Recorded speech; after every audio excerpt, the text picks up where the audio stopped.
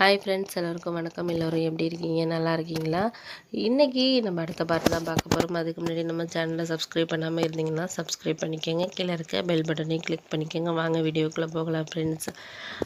என்னோடய ஒய்ஃப் வந்து அவங்க அம்மா வந்து இங்கே வர சொல்கிறதுக்காக வந்து தங்கிக்கிட்டு என்கிட்ட சொல்லாமல் இருந்தாலும் நான் வந்து என்ன தான் சொல்லு, என்ன பிரச்சனை இருந்தாலும் சொல்லு, நம்ம பார்த்துக்கலாம் அப்படிங்கிற மாதிரி நான் சொன்னதுக்கப்புறம் ஒன்றும் இல்லைங்க, எங்கள் அம்மா இருக்காங்கள்ல அப்படின்னு ஆரம்பித்தா. ஏன் என்னாச்சு, உங்கள் அம்மாவுக்கு என்னாச்சு, உடம்பு முடியலையா அப்படின்னு சொல்லி கேட்டால், இல்லைங்க, எங்கள் அம்மா வந்து அவங்களோட அக்காவோட மாமியாரோட சண்டை போட்டாங்களாம், அதனால் 2 பேருக்கும் பிரச்சனை ஆகிட்டான், அதனால் இங்கே நான் வர்றேன், என்னால் இருக்க முடியல அப்படிங்கிற மாதிரி சொல்கிறாங்கங்க. அக்கா தான் வந்து 5 வருஷமாக அவங்கள வச்சுக்கிட்டு இருந்தா, இப்போ நான் வர வேண்டாம்னு சொல்ல முடியல, வானும் வந்து உங்களை கேட்காம நான் சொல்ல முடியாது, அதனால் ஒரே குழப்பமாக இருக்குங்க அப்படின்னு சொல்லி என் ஒய்ஃப் என்கிட்ட சொன்னான்.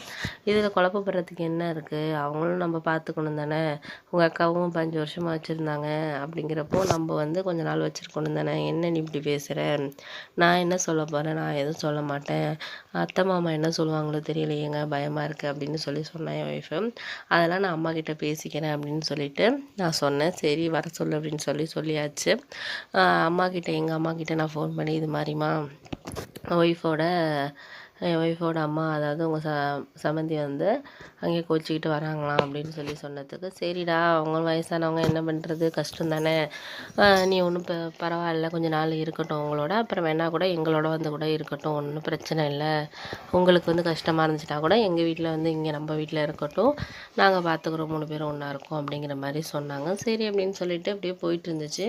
அவங்க அம்மா வந்து ஒரு 2 டேஸில் கிளம்பி வந்தாங்க. வந்ததுக்கப்புறம் இங்கே தான் எல்லா வேலையும் பார்த்துக்கிட்டாங்க. என் ஒய்ஃபு கொஞ்சம் துணையாக இருந்துச்சு. அவங்க என்கிட்ட வந்து ரொம்ப பேச மாட்டாங்க, கொஞ்சம் சைலண்டாக தான் இருப்பாங்க, ரொம்ப பேச மாட்டாங்க. அப்போ வந்து இவங்க வந்து என் ஒய்ஃப் வந்து டைலரிங் கிளாஸ் கிளம்பி போயிட்டா. நான் வந்து திடீர்னு ஒரு நாள் என்னாச்சுன்னா, என் மாமியார் மட்டும் தான் வீட்டில் இருந்தாங்க. சரின்னு சொல்லிட்டு எனக்கு வந்து ஆஃபீஸ்க்கு நான் போகிறப்போ ஒரு ஃபைலை வந்து அன்னைக்குன்னு பார்த்து மறந்து வீட்லேயே வச்சுட்டு வந்துட்டேன். ஆனால் வந்து ஆஃபீஸ் வந்து ஒரு 2, 3 ஹவர்ஸ் கழிச்சு தான் எனக்கு அந்த மீட்டிங்கிறதுனால நான் மறந்து வச்சுட்டு வந்துட்டேன். எனக்கு அப்போ தான் ஞாபகம் வந்துச்சு, சரி பக்கத்தில் தானே இருக்குது அப்படின்னு சொல்லிட்டு வந்து பார்த்தப்ப வீடு பூட்டி இருந்துச்சு. சரி என்னடா வீடு பூட்டியிருக்கேன் அப்படின்னு சொல்லிட்டு ஒய்ஃபுக்கு ஃபோன் பண்ணேன். நான் வந்து கிளாஸில் இருக்கேன், அம்மா தான் வீட்டில் இருப்பாங்களே, எங்கெங்க அப்படின்னு சொல்லி கேட்டதுக்கு, சரி அப்படின்னு சொல்லிட்டு சொன்னாங்க. அதுக்கப்புறம் வந்து நான் வந்து பக்கத்து வீட்டு அக்கா, அந்த அக்காட்ட கேட்டேன், எங்கே என் மாமியார் வந்து இங்கே இருந்தாங்களே, ஒய்ஃப் வந்து கிளாஸ்க்கு போயிருக்காங்க, இவங்க எங்கேக்கா போனாங்க அப்படின்னு கேட்டதுக்கு, தெரியல தம்பி, அவங்க வந்து அவங்க ஒய்ஃப் வந்து போனதுக்கு அப்புறமே அவங்க போயிடுவாங்க, போயிட்டு வந்து 2, 3 மணி நேரம் கழிச்சு தான் வருவாங்க, ஒய்ஃப் வரத்துக்கு முன்னாடி ஆனால் வந்துடுவாங்க, எங்கே போகிறாங்க என்னென்னலாம் எனக்கு தெரியலப்பா அப்படிங்கிற மாதிரி சொன்னாங்க. சரி என்னடா இது புது குழப்பமாக இருக்கே அப்படின்னு நினச்சிக்கிட்டு நானும் ஒன்றும் சொல்லலை, சரின்ட்டு விட்டுட்டேன் அதோட. அதுக்கப்புறம் என்னாச்சுன்னா, இது நம்ம கண்டுபிடிக்கணுங்கிற மாதிரி மனசுக்குள்ள ஒரு கொஷின் ஓடிக்கிட்டே இருந்துச்சு. என்ன அப்படின்னா, எங்கே போகிறாங்க இவங்க, ஒய்ஃபு போனதுக்கப்புறம் எங்கே அவங்க போகிறாங்க என்னன்னு எனக்கு ஒரே குழப்பமாகவே இருந்துச்சு. ஏதாச்சும் பிரச்சனையாங்கிற மாதிரியும் இருந்துச்சு. சரி நான் ஆஃபீஸ் முடிஞ்சு வந்ததுக்கப்புறம் எங்கள் மாமியாரை வந்து நோட் பண்ணேன். அவங்க எப்போதும் போல் வேலையெல்லாம் பண்ணிகிட்டு இருந்தாங்க. ஆனால் நைட்டு வந்து தூங்குறதுக்கு வந்து நாங்கள்லாம் போய் படுத்ததுக்கப்புறம் இவங்க வந்து லைட் எரிஞ்சிச்சு. இவங்க என்ன தான் பண்ணுறாங்க அப்படின்னு நம்ம போய் படுத்ததுக்கப்புறம் அப்படின்னு சொல்லிட்டு நான் பார்த்தப்போ, அவங்க வந்து ஒரு குட்டி மொபைல் தான் வச்சுருப்பாங்க. அதை எடுத்துகிட்டு மாடிக்கு போனாங்க. நானும் வந்து அவங்க பின்னாடியே வந்து ஃபாலோ பண்ணி போனேன். அவங்க பார்த்தீங்கன்னா யாருக்கிட்டேயோ சிரித்து பேசிகிட்டு இருந்தாங்க. எனக்கு ஒரே ஆச்சரியமாயிட்டு, இந்த நேரத்தில் இவங்க யார் நைட்டு 10:30 மணிக்கு யாருக்கிட்ட பேசுகிறாங்க அப்படின்னு ஒரு மாதிரி குழப்பமா இருந்துச்சு. இது எனக்கு ஒன்றும் சரியாக படலையே அப்படின்னு சொல்லிட்டு மனசுக்குள்ளேயே நான் நினச்சிக்கிட்டு இருந்தேன்.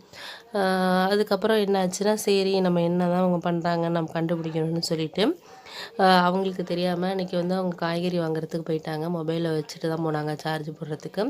நான் அவங்களோட கால் ஹிஸ்ட்ரி போய் பார்த்தேன். கால் ஹிஸ்ட்ரிலாம் டெலீட் ஆகிருந்துச்சு. நான் அப்போயே நினச்சேன், இவங்க யாருக்கிட்டே பேசியிருக்காங்க, நைட்டு பேசிகிட்டு இருந்தாங்களே, நான் நம்பர் இல்லையே அப்படின்னு நினச்சிட்டு நான் வந்து ஃபோனை அப்படியே வச்சுட்டேன். அதுக்கப்புறம் என் ஒய்ஃபுக்கிட்ட கேட்டேன், உங்கள் அம்மா வந்து உங்கள் ரிலேட்டிவ்லாம் யாராச்சும் ரொம்ப தூரத்தில் இருக்காங்களா, டெய்லி ஃபோன் பண்ணுற அளவுக்கு, பேசுகிற அளவுக்குன்னு கேட்டதுக்கு, யாருங்க இருக்காங்க, அதெல்லாம் கிடையாது, எல்லாம் விசேஷத்துக்கு தான் வருவாங்க, யார் அந்த நேரத்துலலாம் ஃபோன் பண்ண போகிறாங்க, பேச போகிறாங்க அப்படின்னு சொல்லிட்டு என் ஒய்ஃப் வந்து கேஷுவலாக போயிட்டா. அதுக்கப்புறம் சரி ஓகேங்கிற மாதிரி என் ஒய்ஃபுக்கிட்ட நான் ஒன்றும் சொல்லலை. ஏன்னா அவங்க அம்மாவை பற்றி அவங்கக்கிட்ட ஏதாச்சும் நம்ம சொன்னால் பிரச்சனை வரும்னு சொல்லிட்டு சொல்லலை. அடுத்தது என்ன நடந்துச்சுங்கிறத நான் அடுத்த பாட்டில் உங்ககிட்ட சொல்கிறேன் ஃப்ரெண்ட்ஸ். இந்த கதை இதோட முடியுது.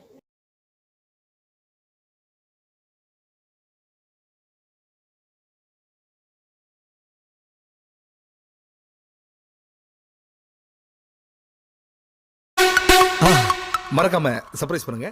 தேங்க்யூ. Yeah.